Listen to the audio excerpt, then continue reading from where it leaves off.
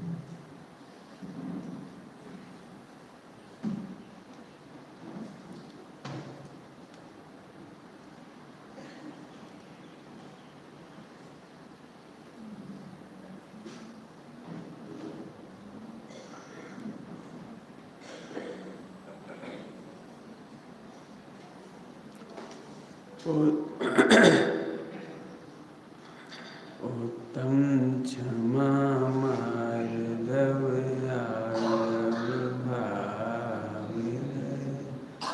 सत्य शौच संयम तप त्याग आकिंचन ब्रह्मचर्य धर्म 10 साल जमगति दुख ते काढ़ मुक्ति करता रे।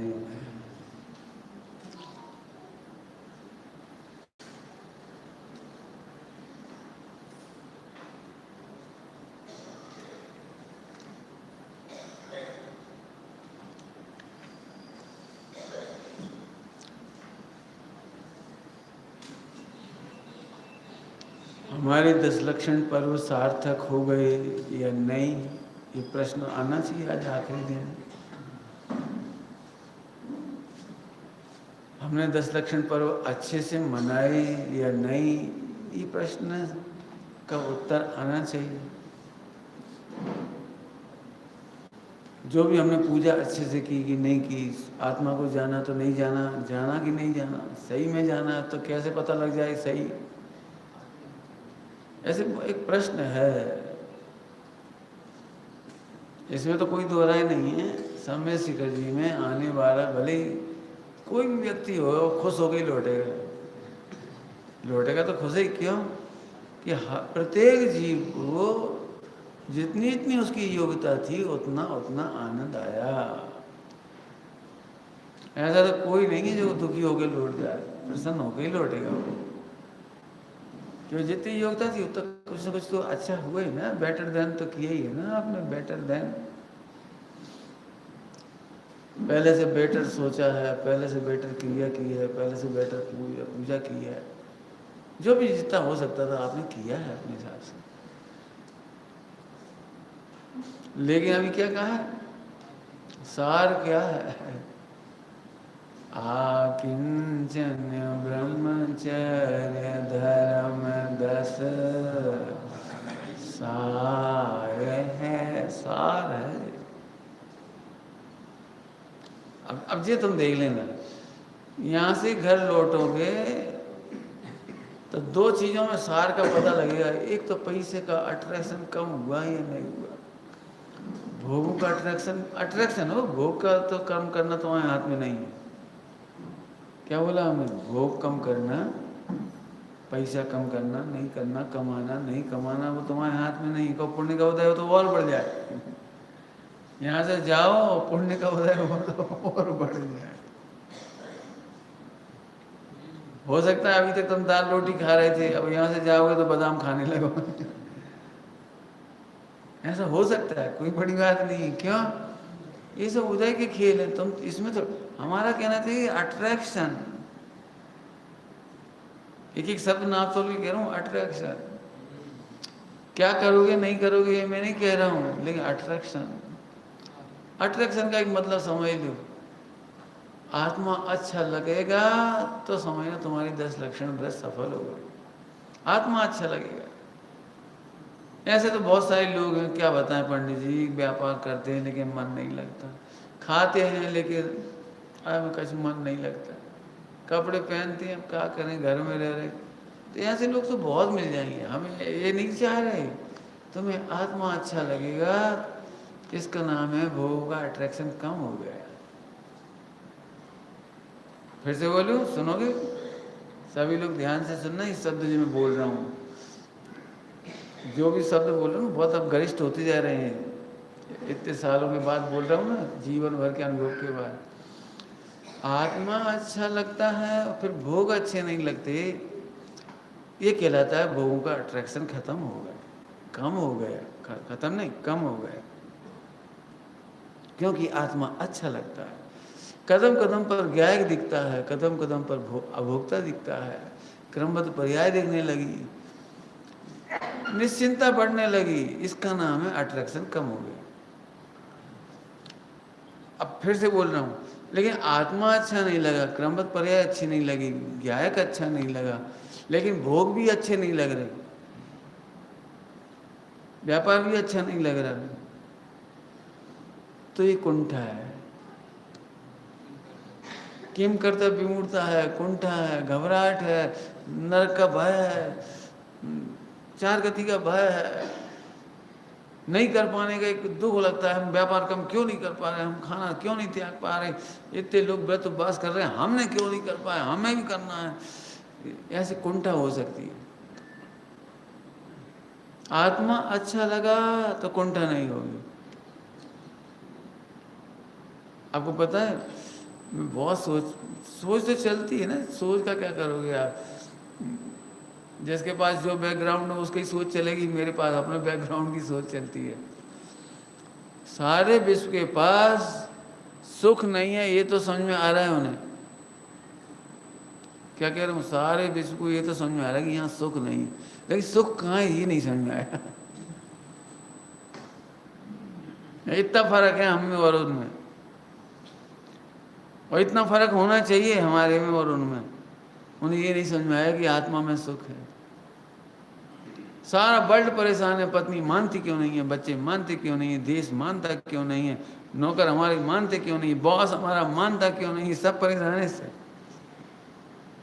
चले जाओ, जाओ देखिए ना, हर आदमी को ये लगता है मैंने करोड़ रुपए कमाए हैं तो पत्नी खुश रहनी चाहिए, नहीं रह रही तो अभी नहीं रह रही। करोड़ रुपए देने के बाद खुश नहीं। बिल गेट्स जैसे आदमी, इतनी बड़ी प्रॉपर्टी का तलाक मिला है उसे, अपनी बच्चियों को लेके अलग हो गई, वो क्या करेगा? जो पढ़ लिख के होशियार होते हैं ना, डॉक्टर इंजीनियर, हाँ हाँ, कोई बात नहीं, बस आपको पता है, हम जो कह रहे बस समझो। जो बहुत टैलेंटेड होता है ना, टॉप करने वाला, गोल्ड मेडल, वो जरा ऐसे घूमता है, सारे हिंदुस्तान और विश्व की लड़कियां मुझ पर मरेंगी, और वो कोई नहीं मरता। उसे लगता है मैं टैलेंटेड हूँ, बहुत बड़ा टैलेंटेड हूँ, लेकिन देख लेना कोई नहीं मरता। ये बात मैंने तो इतना भी नहीं कहना चाह रहा, मैं तो ये कहना चाह रहा हूँ सारा विश्व भौतिक बात से दुखी है, लेकिन उसे पता नहीं है सुख कहाँ है। ये कुंठा कहला दिया। इस भट्टी में से निकले, इस भट्टी में गिर गए, दूसरी शादी मतलब इस भट्टी में से निकले, इस भट्टी में गिर गए।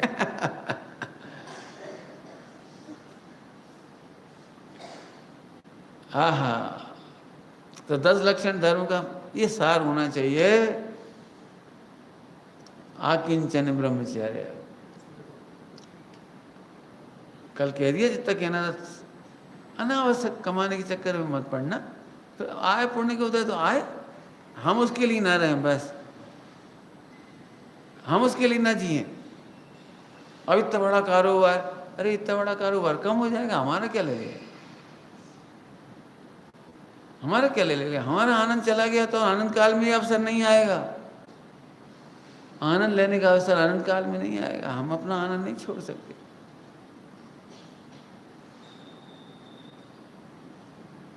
बहुत पता नहीं कितना सोच के कह रहा हूँ ये बात मैं आपसे।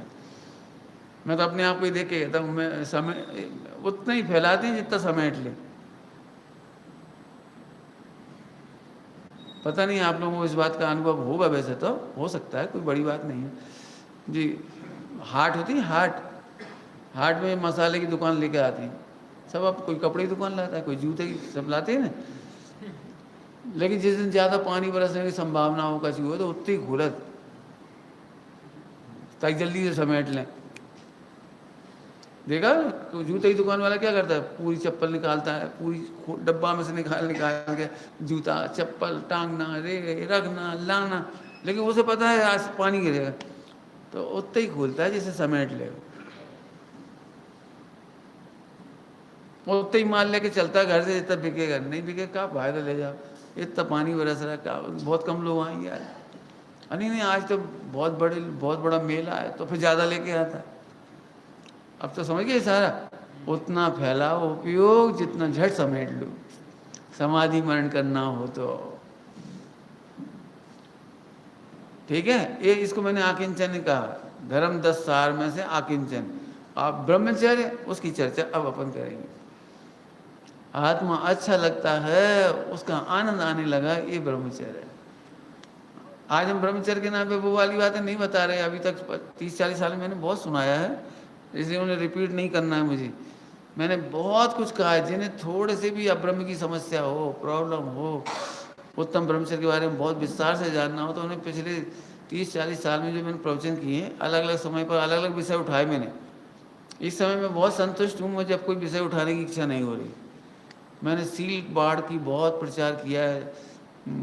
एक सील का पत्र भरवाते थे हम, 30-35 बातें हैं उसमें बहुत सारी, मैंने वो सब अभी नहीं उठाऊंगा मैं तो अभी ब्रह्मचर्य की बात करूंगा। ब्रह्म नाम आत्मा, चर्य माने आनंद करना।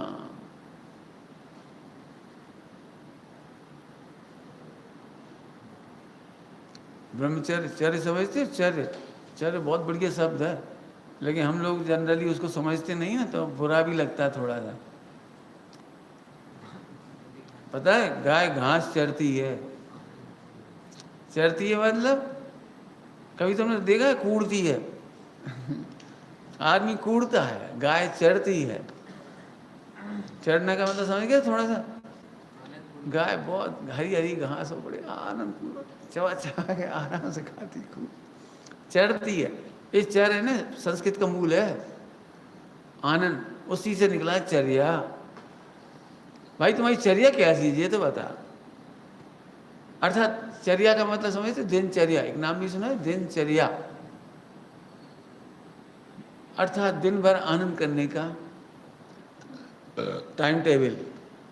तुम्हारी दिनचर्या बताओ क्या है? लगभग अभी मैं ज़्यादा नहीं विस्तार से बोलूँगा। दिनचर्या के नाम पर दिन भर की देह की क्रियाएं समझते हैं हम। झट कहते हैं सुबह 5 बजे उठते हैं, तो मंदिर जाते हैं, तो पूजा पाठ करते हैं, जो तो ये दिन क्रिया बता रहे कि दिनचर्या बता रहे? नहीं समझ में आया ना किसी को अभी? दिनचर्या और दिन क्रिया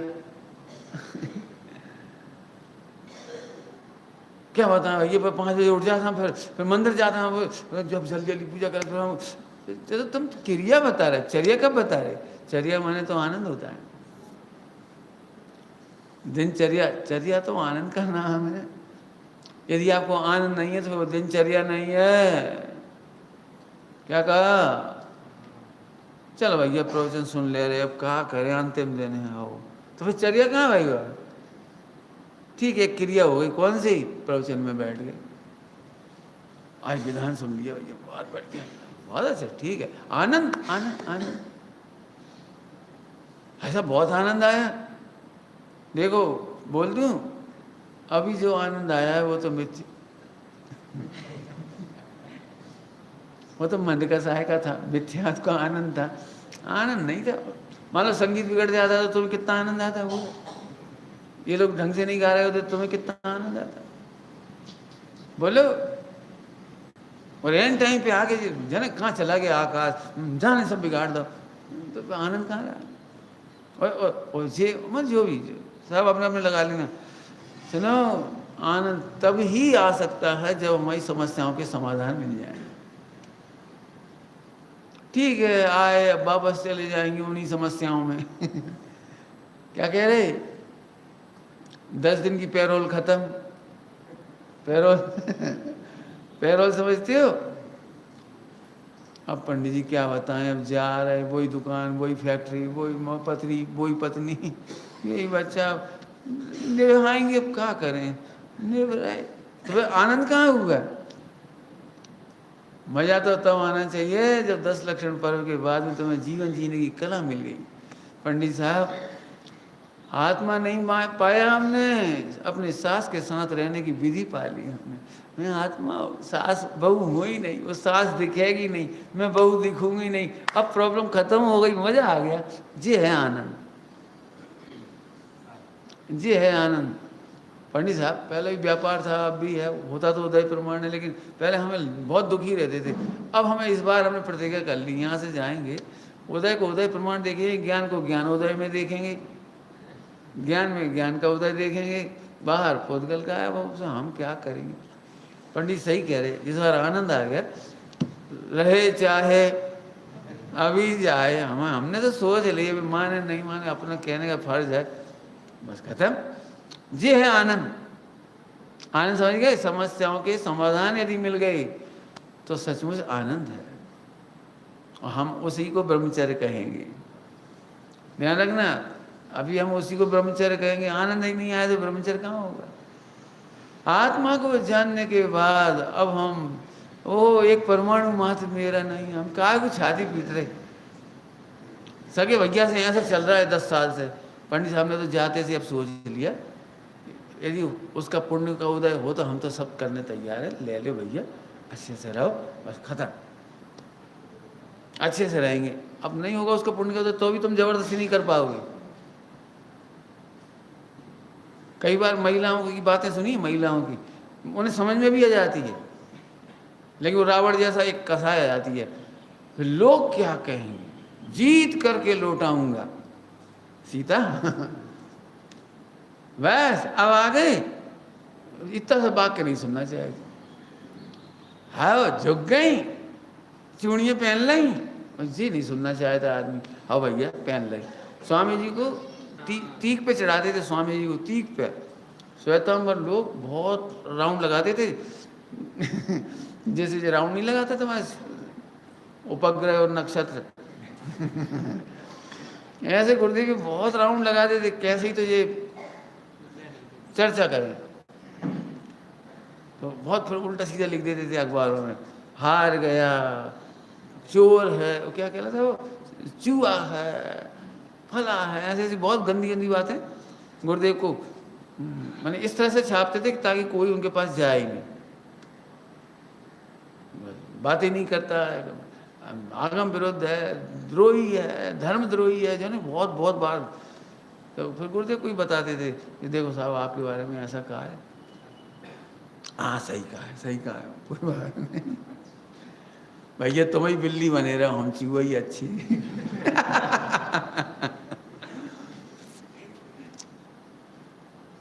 क्या करें, कोई मानो या मत मानो, गुरुदेव ने तो कौन किसी को माना। अपन मुझे तो गजब बात है, ये तो क्या आप कल्पना भी नहीं कर सकते। मैं जो मेरे तो रोंगटे खड़े होते हैं, रोंगटे। तो गुरुदेव श्री अकेले थे, कितना बड़ा हौसला था। आज हम लाखों फॉलोवर दिख रहे हैं, उनके समय में तो अकेले। हाँ कोई बात नहीं, विरोध हाँ होंगे, अखबार होंगे, अपन तब यार टेंशन हो जाए, अपने अखबार में छप जाए, जरा कुछ जरा व्हाट्सएप पे घूम जाए, सोई आप अदर, अच्छा तुमने हमारी निकाल रही, मर जाओ, इधर आओ, खाए को माथा फोड़ रही, जरा भी नहीं, अपन परेशान हो जाते हैं। गुरुदेव नहीं, आप कल्पना नहीं कर सकते, बहुत घटनाएं मैं तो अभी नहीं सुनाना चाह रहा हूँ, सुन लेना, मतलब जीवन चरित्र में ही मैंने बहुत सुनाई।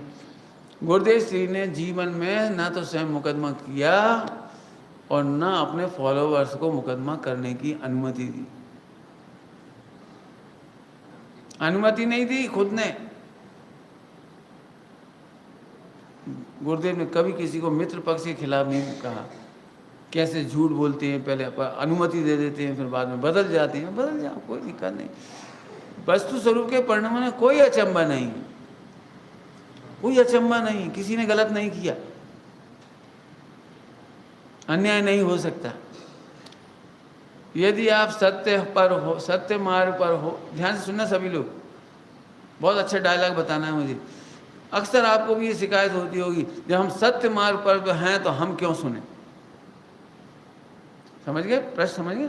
जब हम सच्चे हैं तो हम कहा सोचे क्यों, झूठी क्यों सुने। अब गुरुदेव का उत्तर सुन लो, प्रश्न समझ में आ गया? जब हम सही हैं तो हम गलत बर्दाश्त क्यों करें? तो गुरुदेव का उत्तर है, यदि आप सत्य मार्ग पर हो तो आपको साहसी और धैर्यशील भी होना चाहिए। क्या कहा? धैर्य होना चाहिए आपको।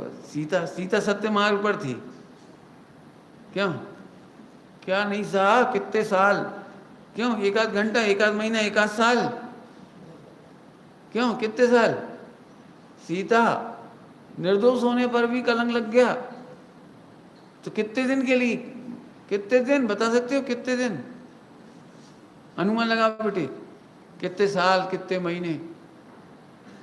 मेरे अनुमान तो बहुत खतरनाक है। बताऊं मेरा अनुमान, बताऊं? सब बताना, यदि मेरे गलत हो तो आप बता देना, मेरा गलत निकले तो बता देना, कोई दिक्कत नहीं। मेरे अनुमान बता रहा हूं। रामचंद्र जी की आयु 17,000 वर्ष की थी।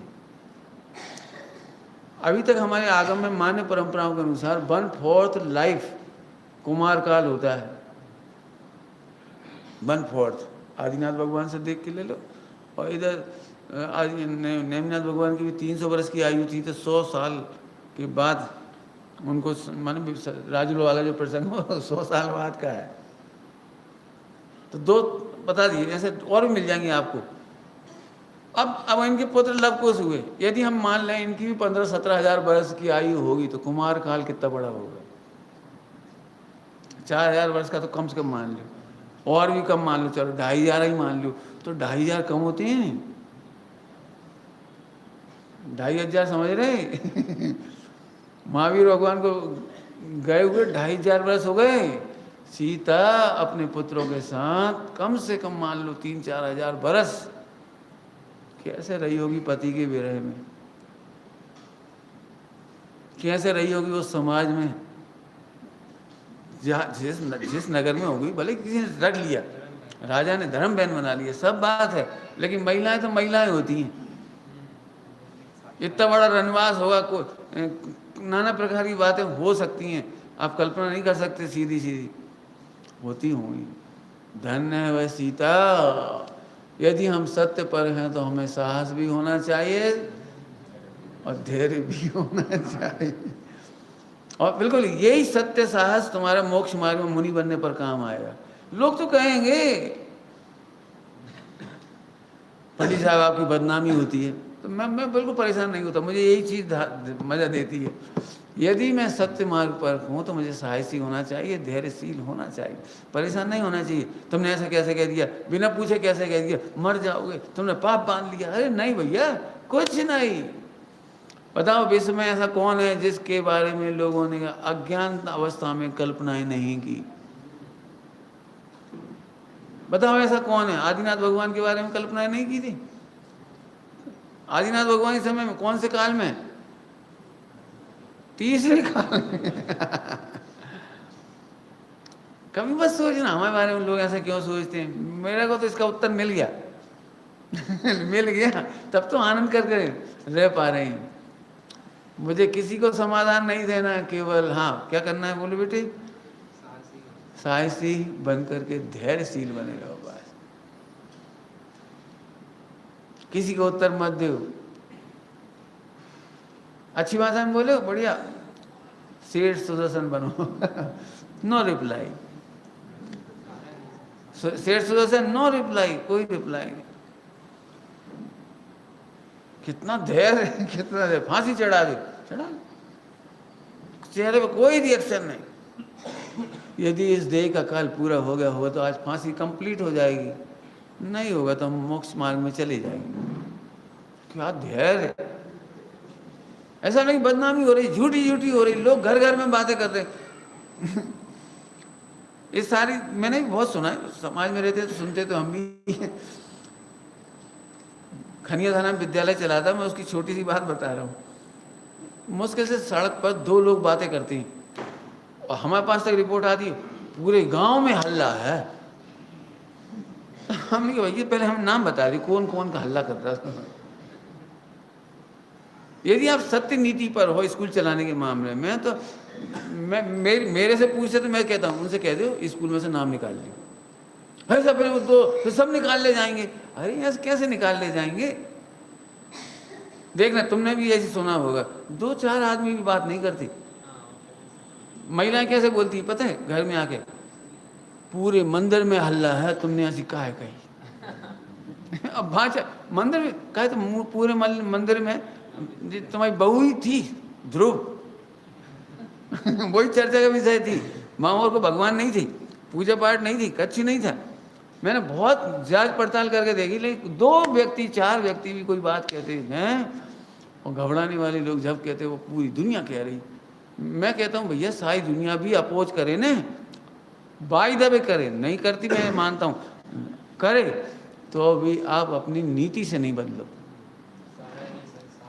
हाँ, सारा ही संसार करे यदि मुझसे दुर्व्यवहार, तो भी कभी निराश निगोड़ी फटक न पावे द्वार।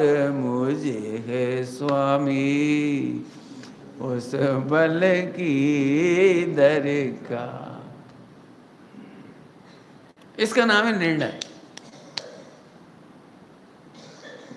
मतलब सही में स्वामी जी का जीवन कल्पना नहीं कर सकते हैं आप, सच कहता हूँ। मैं तो मेरे जीवन में एक बहुत बड़ा काम जो मैं अपने लिए कह रहा हूँ, मैं अपने लिए कह रहा हूँ, यदि मैंने गुरुदेव श्री का जीवन चरित्र नहीं सुनाया होता तो हो सकता है मेरे जीवन में 90% कमियां रह जाती। खुद कह रहा हूँ कमियां रह जाती।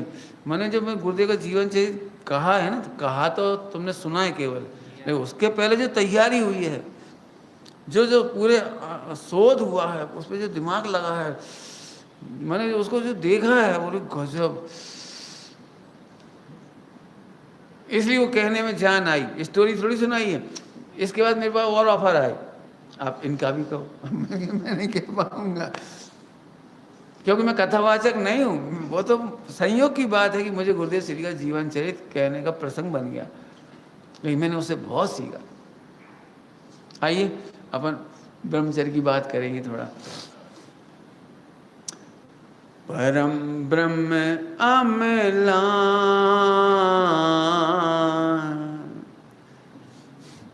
लो भाई परम ब्रह्म की बात कर रहे हैं, ब्रह्मचर्य नहीं, परम ब्रह्म अमलान ध्याऊं नित निर्द्वंद हो, ध्याऊं नित निर्द्वंद हो। बहुत गरिश गरिश शब्द है, एक निर्द्वंद अकेले बोलने पे 1 घंटा चाहिए। असल में हम शब्द हैं तो आप बोल देंगे तुम सुन लोगे, लेकिन नहीं, वो निर्द्वंद को जैसे अपने गुरुदेव का जीवन चरित्र जिए ना, ऐसे जीना पड़ेगा। ये निर्द्वंद क्या है, ध्यान क्या है, परम ब्रह्म क्या है?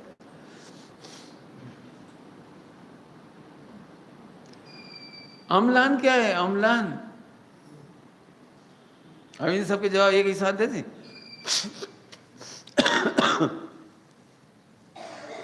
एक साथ आहा, त्रिकाली ध्रुव भगवान आत्मा वो परम ब्रह्म है। परम समझते हो?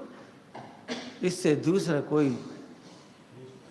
श्रेष्ठ, इससे बढ़िया कोई आत्मा है ही नहीं। परम ब्रह्म अम्लान, अम्लान अर्थात निर्मल है। मिलान तो समझते, मिलान मुख, मलिन मुख, अम्लान, मिलान माने तो बिगड़ा हुआ रूप, बुरा रूप, मैला रूप।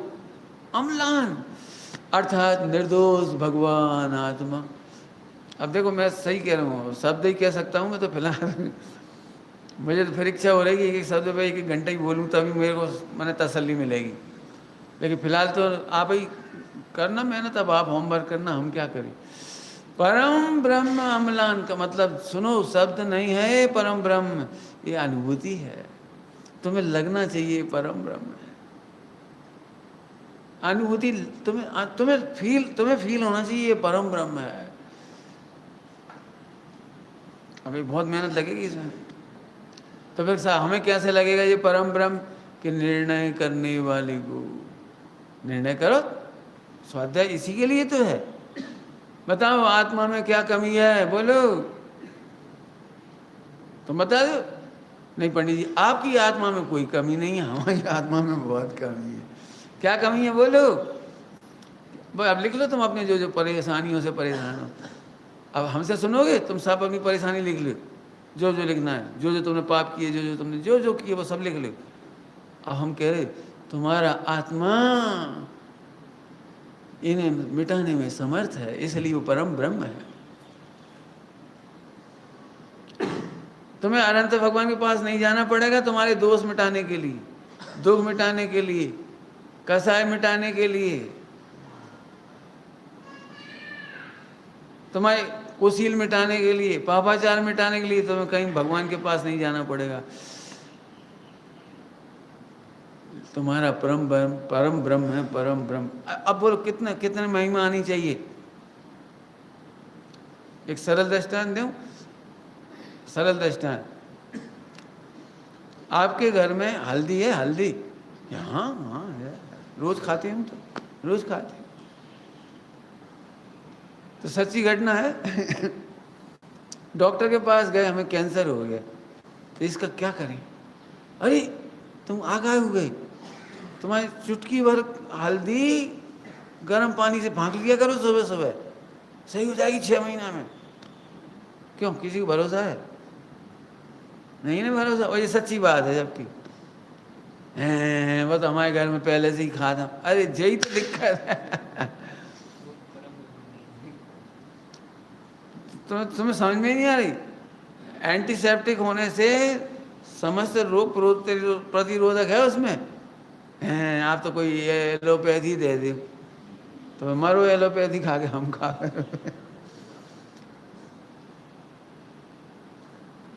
आपको पता है एक बहुत अच्छी बात लिखी है आयुर्वेद में, कोई भी दवा श्रद्धा पूर्वक कार्यकारी होती हो।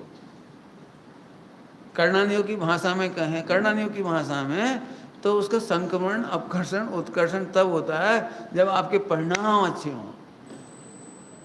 यदि आपके परिणाम नहीं है, आपको अविश्वास है, कभी सही नहीं होगी। अब देखो नहीं आता ना विश्वास, ऐसे ही है। अभी तुम सबको ही भरोसा नहीं है, तुम्हारा ही आत्मा परमात्मा बनाने में समर्थ है, क्योंकि वो परम ब्रह्म है। नहीं नहीं नहीं पंडित जी, आप ऐसी कैसी बात बताओ कि इस बार हम थोड़ा पाप कम कर लें। अभी भी लोग जाएंगे तो मेरे से यही पूछेंगे, ऐसा कुछ बता दो पंडित जी, तनक पाप कम हो जाए। हम क्या तनक का पूरा उड़ जाए तो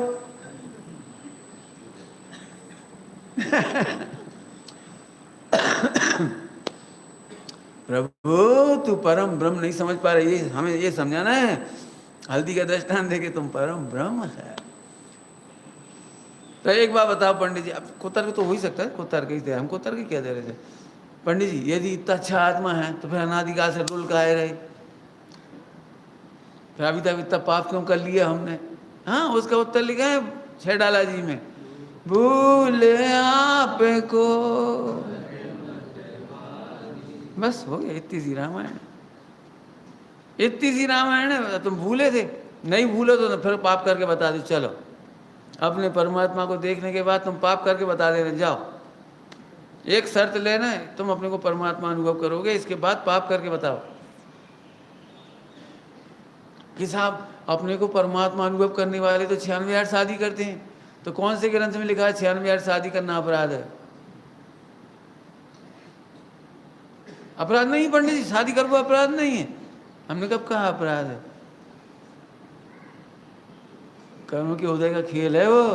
कर्म के उदय को ध्यान से सुनना, कुछ कह रहा हूँ। कर्म के उदय के खेल को अपना खेल समझना अपराध है। क्या कह रहे? कर्म के उदय में व्यापार है, कर्म के उदय में पत्नी है, कर्म के उदय में सब जो जो तुम देख रहे हो ना वो सब उदय का गेम है। और परम ब्रह्म तो ये परम ब्रह्म पारिणामिक भाव। अब तुम जबरदस्ती उस गेम को अपना मान रहे, ये अपराध है। कितना बड़ा अपराध है, समझ में आ रहा है कुछ?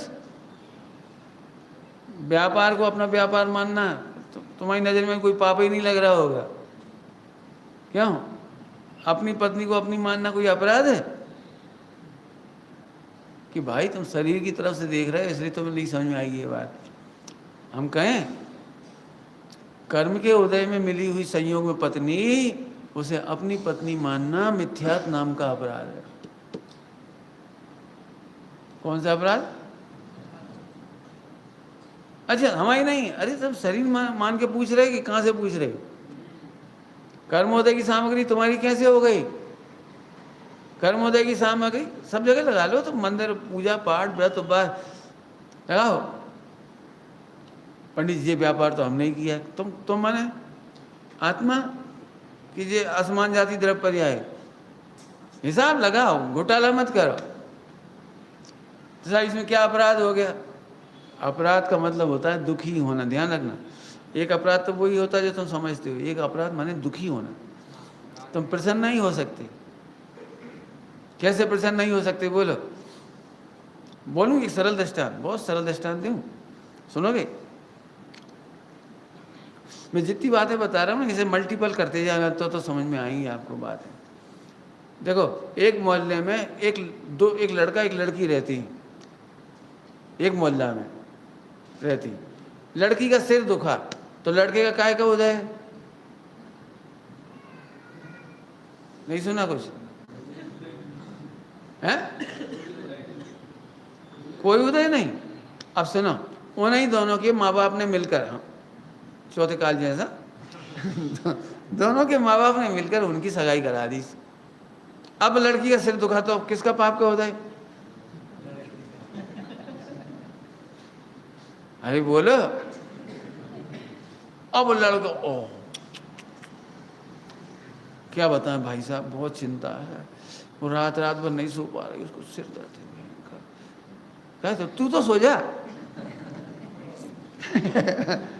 जे अपराध, अपराध समझ गए? तू दुखी रहता है, अब तू दुखी रहता है, जे अपराध है। सुनो, जो पर का संबंध करता है वो दुखी रहता है, इसी का ही नाम तो अपराध है। और इसकी सजा कि तू भुगत ही रहा है, और फिर 4 गति तो है ही, 4 गति है। क्यों ऐसा हो सकता है? आप कल्पना नहीं कर सकते। आप जरा पढ़ना पुराण, सम्यक दृष्टि लोग 96 रानियां होती हैं, सबके सिर दुखते हैं, लेकिन भरत का सिर नहीं दुखता। क्या कहे? पढ़ लेना, दुखता नहीं है सिर। क्यों? कि उन्हें पता है हम आत्मा हैं और ये सब उदय के खेल है। हम किस के सिर के दर्द को रोएं? पुराण में कहानी सुनाऊंगा आपको छोटी सी, मैं नहीं सुनाऊंगा पूरी, याद ही दिलाऊंगा केवल।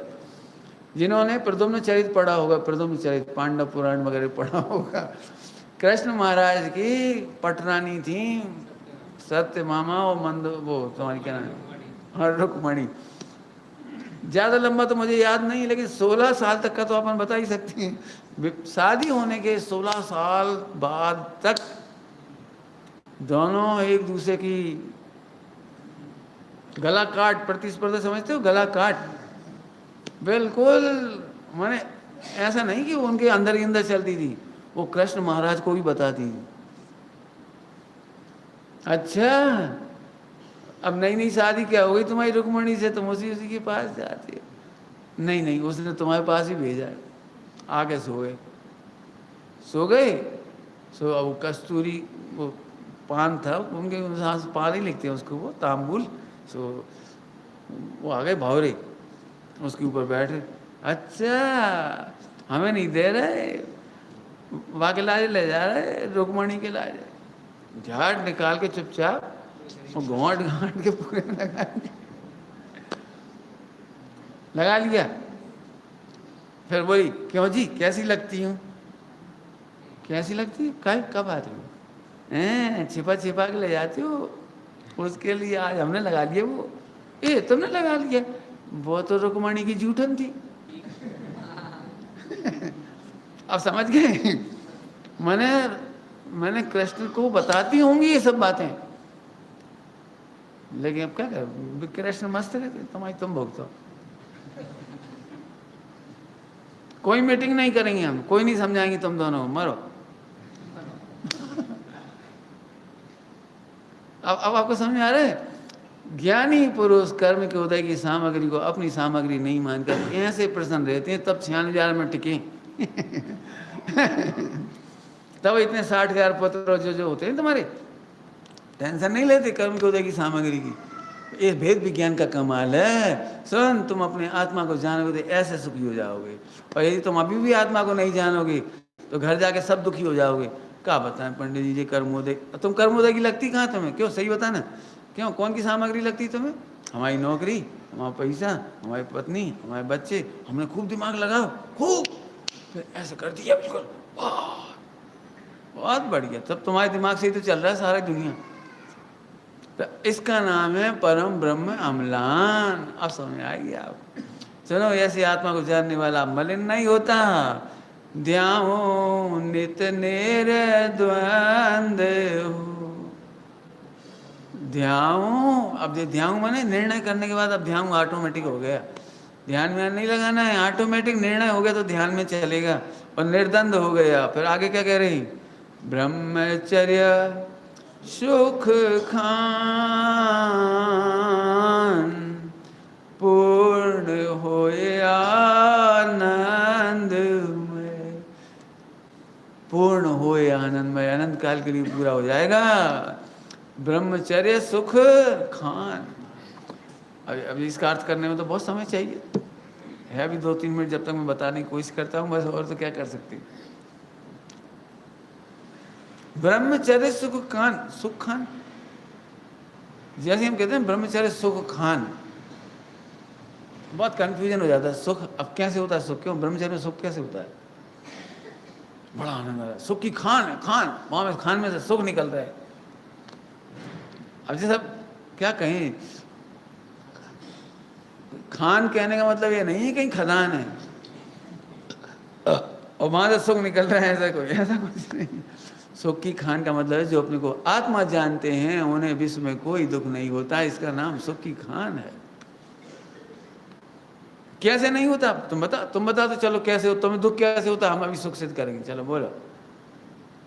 एक आत्मा को जानने के बाद सुख ही होगा, दुख नहीं होगा। क्यों? बहुत सिंपल सी बात है। अच्छा, हम तुम्हें आग में डाल देंगे तो? हाँ, डाल दी। आग में डालने पर आत्मा को जानने वाला कहता है आत्मा को आग नहीं जला सकती, शरीर को जलाएगी, हमें क्या करें?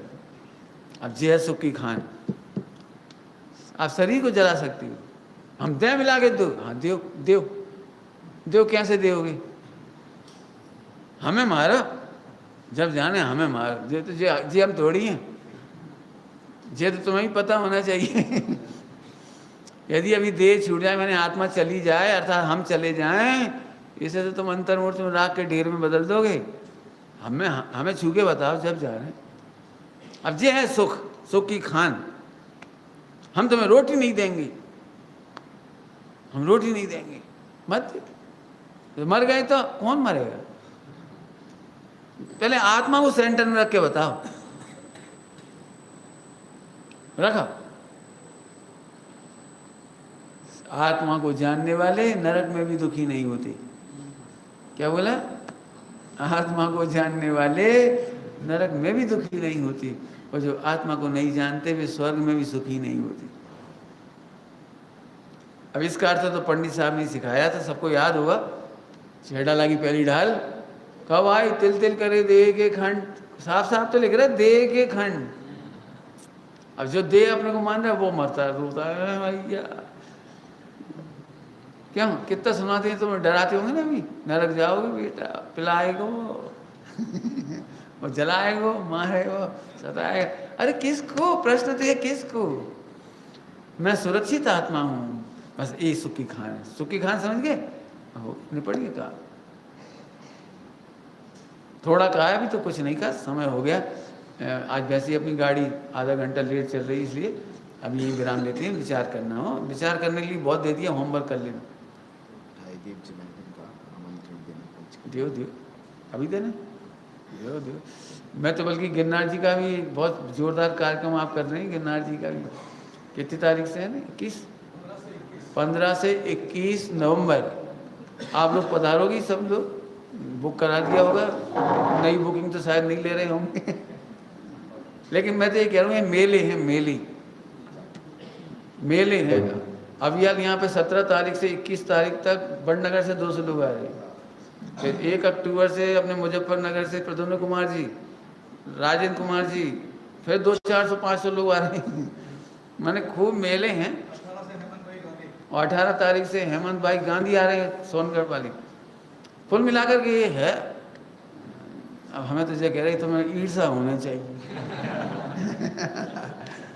लेकिन महाभाग्य गुरुदेव श्री का प्रताप है कि आज देश भर में जहाँ भी तत्व ज्ञान की बात होती है, बहिरंग परिणमन तो अपन नहीं करा सकते, लेकिन अंतर में श्रद्धा बदलती है, बहुत बड़ा काम है। अरे श्रद्धा का पक्ष भी आता है ना गायक का, इस तत्व का, बस अपन सब मोक्ष में मिलेंगे, इसलिए ये निमंत्रण दे रहे हैं बढ़िया जोरदार। भाई साहब से निवेदन करता हूँ, आदरणीय डीसी जैन साहब, हमारे आलोक जी भाई साहब, एक बार आपसे निवेदन है, आप सभी यहाँ पर हमारे विद्वान आदरणीय ऋषभ जी, आपसे भी मैं निवेदन करता हूँ, स्वप्निल जी, चर्चित जी, सबसे निवेदन करता हूँ अग्रिम पंक्ति में आ जाए। एक बहुत सुंदर सूचना मैं आपके सामने देने जा रहा हूँ। विगत कई वर्षों से एक रचना का कार्य यहाँ पर चल रहा था, जो इंदौर नगर के अंदर बन रही थी। सभी को ज्ञात होगा कौन सी रचना बनने जा रही है? ढाई दीप जिनायतन। लगभग सभी को पता है ढाई दीप जिनायतन पूर्णतः बनके तैयार हो गया है। तो जोरदार तालियों से हम लोग अनुमोदन करेंगे। ढाई दीप के अंदर जितने भी हमारे आकृतिम जिनालय हैं और उन जिनालयों के अंदर आकृतिम जिनबिंब वो वहां पर विराजमान किए जाएंगे। इसका भव्य पंच कल्याण प्रतिष्ठा महोत्सव पंडित डोडोमल स्मारक ट्रस्ट जयपुर के निर्देशकत्व में और हमारे ढाई दीप जिनायतन इंदौर ट्रस्ट के माध्यम से संचालित होने जा रहा है। इसके डेट में यहाँ से घोषित करने जा रहा हूँ। शुक्रवार दिनांक 20 जनवरी से गुरुवार 26 जनवरी 2023, पुनः बोलता हूँ 20 जनवरी गुरुवार से 26 जनवरी तक 2023 तक वहाँ भव्य पंच कल्याण प्रतिष्ठा महोत्सव का आयोजन किया जा रहा है। आप सभी से निवेदन करना चाहता हूँ कि सभी वहाँ पर अपने इष्ट मित्रों एवं परिवार सहित वहाँ पर पधारें और उस मंगल पंच कल्याण प्रतिष्ठा को वहाँ पर सफल बनावें जी। और जो गिरनार जी का जैसे आपने भाई साहब ने हमारे निर्देश किया, उसके बारे में आदरणीय भाई साहब बताएंगे। श्री कुंदबुल कहान दिगंबर जैन तीर्थ सुरक्षा ट्रस्ट विगत 44 वर्षों से शिविर का जो प्रारंभ हुए पूज्य गुरुदेव श्री के सानिध्य में, जो गुरुदेव श्री विराजमान थे उनके सानिध्य में शिविरों की जो श्रृंखला चली, उस श्रृंखला में हमारा 45वां शिविर 45वां शिविर गिरनार की तलहटी में भगवान नेमिनाथ की निर्वाण भूमि में आयोजित किया जा रहा है। तारीख है 15 नवंबर से 21 नवंबर तक। आप सभी उस शिविर का लाभ ले रहे हैं। आप सभी को भावभीना आमंत्रण है, आप अवश्य प्रधान। देखो, एक जमाना था जब हम ये नहीं सोच पाते थे कि सम्मेद शिखर जी शिविर लगा सकते हैं। गिरनार जी जाना माने आम पब्लिक भी डरती है थोड़ी सी। इसके बावजूद कोई हमारा पुण्य प्रताप है, पूज्य गुरुदेव श्री का शासन प्रताप समझ लो, प्रभावना योग समझ लो। मुझे तो अभी भी ऐसा लग रहा है कि आप कैसे वहाँ जाके व्यवस्था कर रहे हो लेकिन आपने बहुत सुंदर व्यवस्था लगभग 2000 आदमियों की तो कर ही ली वहाँ पर। और इतने मतलब अभी भी मुझे तो रोंगटे खड़े होते ही आप वहाँ जाकर के एक बहुत सुंदर काम कर रहे हैं। बोलो भैया। अभी आपको बहुत सारे आमंत्रण मिल गए सम्मेद शिखर में, किसी पावन धरा पर आगामी क्या क्या कार्यक्रम हुए कंटिन्यू। उसके बाद एक सिद्ध भूमि से दूसरे सिद्ध भूमि का भी आपको आमंत्रण मिल गया है। फिर उसके बाद ढाई दीप का आमंत्रण मिल गया है। तो आप ये सोचते हैं भगवान हम कहाँ जाएं, कहाँ जाएंगे। लेकिन भाई विचार करो, यदि यहाँ ये भाव आ रहा है कहाँ जाएंगे, तो सिर्फ शिला पर अपन कैसे जाएंगे। ये जो आमंत्रण है ना, ये सही मायने में परोक्ष रूप से सिद्ध शिला का आमंत्रण है। लेकिन इन आमंत्रणों में हमें रत्ती भरी खेद वर्तता है। भले ही अपन नहीं जा पाए, लेकिन हृदय में इतनी प्रसन्नता, आनंद होना चाहिए। वो मानो आज चौथा काल बच रहा है, लगातार अपने को धर्म सुनने को मिल रहा है, धर्मसभा देखने को मिल रही है। चतुर्थ काल में भी कंटिन्यू ऐसे कार्यक्रमों का शायद लाभ नहीं मिल पाता हो। आप सभी कार्यक्रमों में लाभ लें, इसी मंगल भावना से।